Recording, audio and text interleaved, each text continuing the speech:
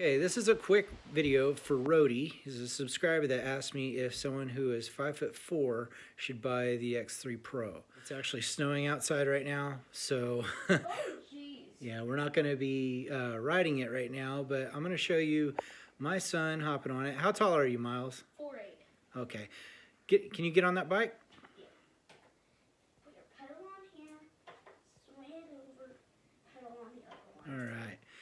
Pedal backwards to make sure that you can you feel like you'd be able to pedal it? Yep. Yeah, no problem. Okay, how's it feel? Good. Be nice if the handlebars are a little bit back closer to you though, huh? Yeah, kinda.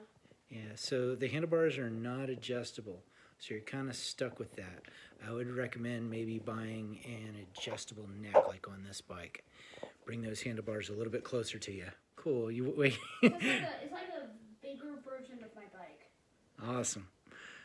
You think Rody ought to get it? Yep. Get my